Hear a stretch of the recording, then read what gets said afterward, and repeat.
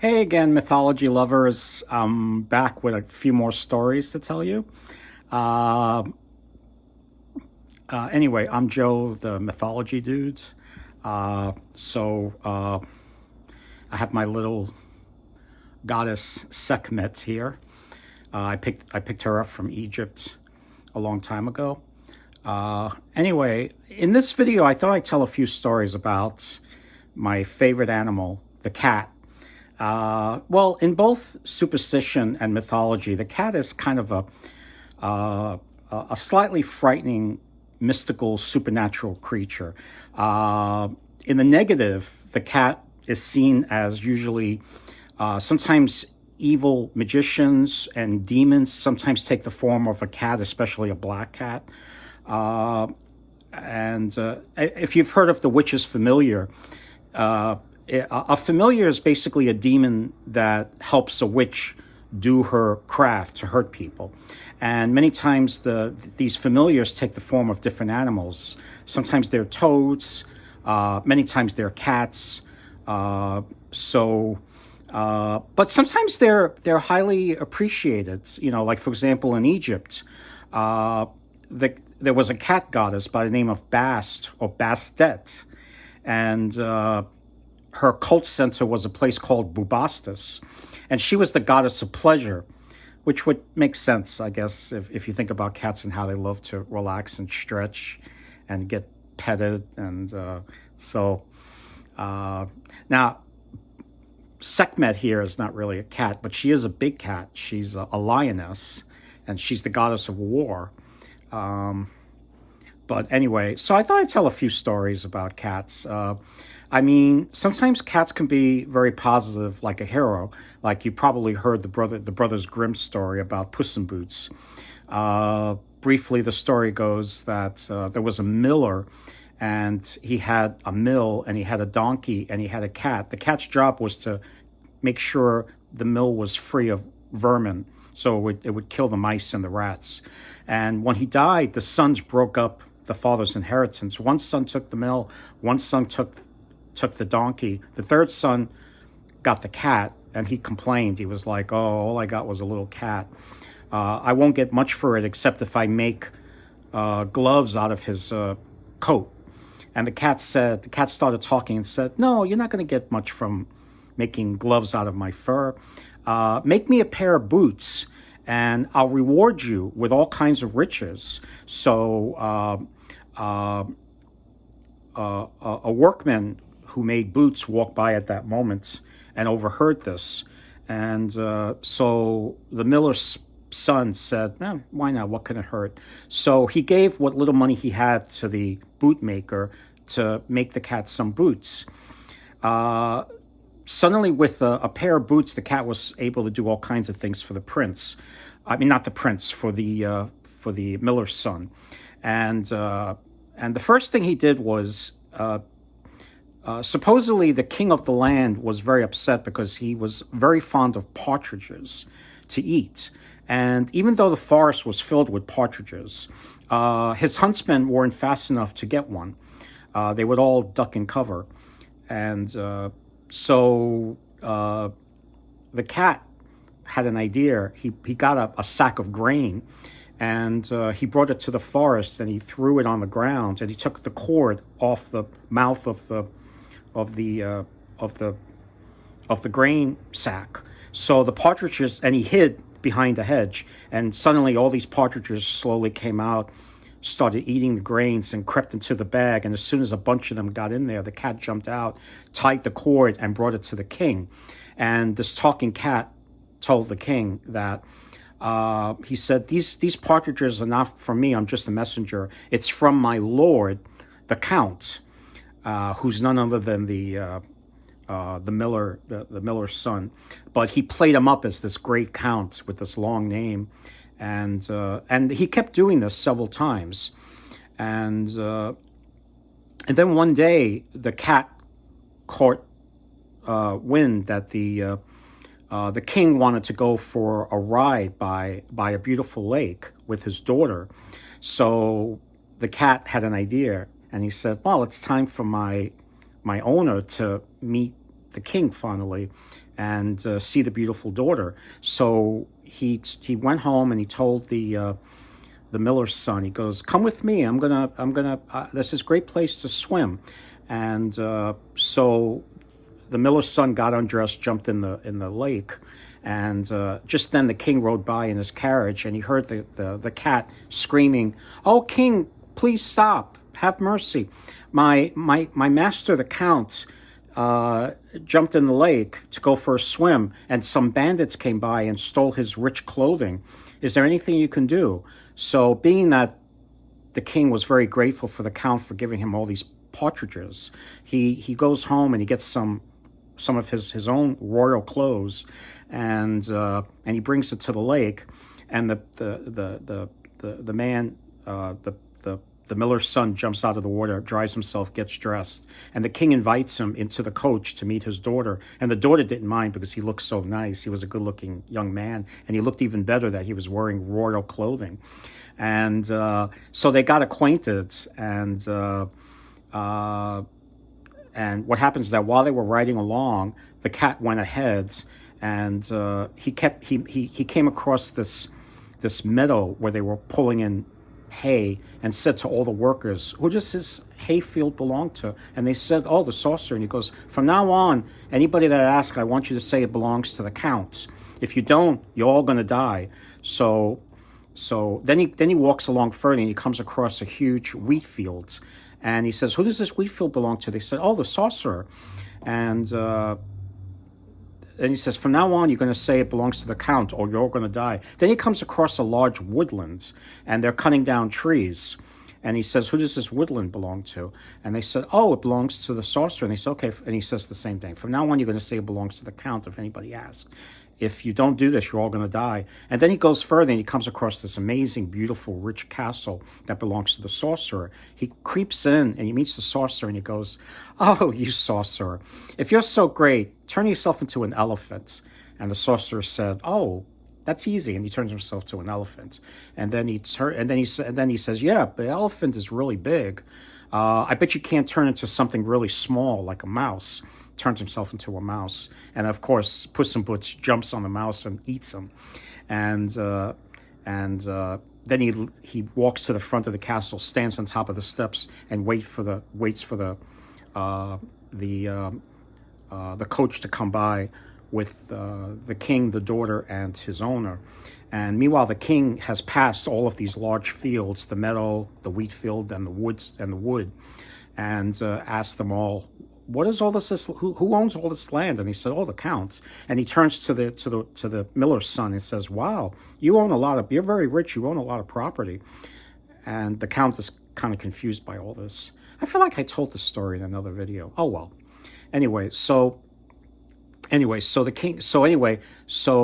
they arrive at the castle, and the king and the daughter are, amazed by the beauty of this castle and how large and how rich it is and how finely made it is. And by this time, the miller's son, it has an idea of what's going on, what the cat did. And he's like, "Yeah, come into my castle." And needless to say, him and the king's daughter fall in love, and then when the king dies, the miller's son becomes the king himself. So thanks to this helpful cat, who isn't so evil at all, gave the miller's son all of these wonderful things. So if your cat starts talking to you, pay attention. Sometimes in my past videos, you could hear meowing in the background. That was a black cat I used to own. Her name was Willow. Sadly, she died. But I got 2 new ones now. They're walking around here. Maybe you'll see one of them. If you hear any meowing, it's them. Anyway, so there's another story about a cat who's a little on the darker side, but he winds up being kind of heroic for what he did. It's an unusual story that involves Noah's Ark. I had never heard it before. I came across it in this wonderful Time Life book. This is an old series called the Enchanted World. And there's like 21 of these books. And I would get one every other month when I subscribed. And I would wait every other month for the next book because they're so beautifully illustrated and they're so much fun to read. And this one is called The Book of Beginnings, and it tells an unusual story of what happened to an adventure that took place at Noah's Ark. What happens is that after the 40 days and 40 nights of the boat, of the rain coming down, the rain stopped, but they were waiting for the water to recede, so the ark was just sort of floating around for a while. And what happens is that Noah didn't know that one of the mice that got on board was not really a mouse. It was the devil in disguise, because he wanted to undo God's work by making believe he was a mouse. And what he would do when all the animals didn't notice, he would hide behind some sacks of grain, and he would gnaw away at the boat, and hopefully cause a hole. The water would come in and sink it.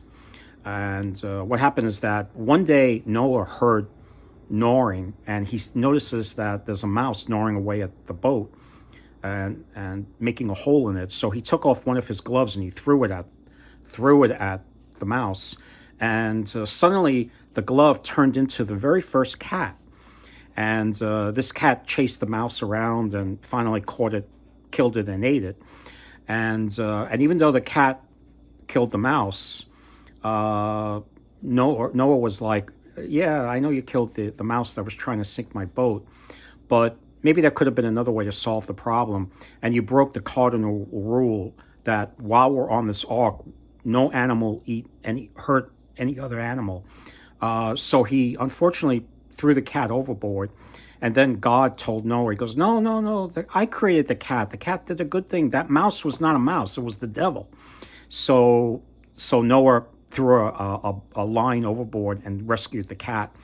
And that's how come to this day, cats go around chasing mice. And when you see their eyes in the night glare back at you and glow at you, it's because every cat has a little bit of the devil inside of him or her. So that's a slightly darker story about a cat. But anyway, one of the darkest stories I read, this is actually a really cool story I got from Another Time Life Enchanted World book. This one was from The Secret Arts. These stories are stories of magic. This last story was very eerie, very creepy. It's an old Eastern European Jewish story. What happens is that there was this rabbi who was a wonder worker, and his name was Rabbi Israel. He was sort of like a wizard, but he did only good magic. This is a story of how he comes up an evil sorcerer who's in league with the devil. And what happens is that they traveled a long way, and they find themselves at an inn. And they noticed that the innkeeper and his wife were crying around the little empty coffin. And they said that they've had children in the past, but they always seem to die. And now they're expecting the death of their latest baby. And so Rabbi Israel says, let me look over the baby. Let me watch the baby for the night. And he takes a few of his disciples and they go watch the baby. And lo and behold, during the night, this black cat walks in with glowing eyes. Let me see if I can show it to you. See the cat here? There he is with the glowing eyes. It's such a creepy image. And at first the cat does nothing, but then Rabbi Israel turns and scowls at it. And the cat hisses back and starts attacking the baby. And the rabbi, puts the cat in a sack and beats it and then throws him out the window. The next day, he visits the nobleman that owns the manor in the area, and he notices he's in bed with all these bruises. That was the beating he took when he was a cat, when he was in the form of a cat by the rabbi, and the two of them fight it out in a magical battle, and so the rabbi and his disciples they draw two circles around themselves, and this is to protect them from evil forces. And so the evil sorcerer comes out, and he summons all of these evil creatures, and the creatures gather around the double circle, and the circle trembles, and then he unleashes creatures of the night, and they're all these horrible creatures with worm-like bodies, bony. Some of them are bony, some of them are fat little imps, and none of this works. The circles hold, but then he does his last. He has one more trick up his sleeve. He has this furnace that he fires up to the highest temperature, and up pops the devil himself, and the two of them hug, and the devil gives him further powers. And what happens is that a large chasm opens, and all spirits of hell start rising up and attack the double circle. And the outer circle actually collapses, but the inner circle holds. And the sorcerer at this point is exhausted with all his conjuring. He can't conjure anything else, and he lies beaten. And the rabbi comes up to him and says, "I won't hurt you, but I'll leave it up to Yahweh himself to decide the punishment." Suddenly, two dots come from the sky, and they circle, and they turn into eagles, and they claw out the evil sorcerer's eyes, and they fly away. This fitting punishment for a sorcerer of the dark arts, and that's the end of that story. So, yeah. So just a little bit about cats, you know. If I think of any more cat stories, maybe I'll do a part 2. I don't know. Anyway, until then, keep reading and stay well.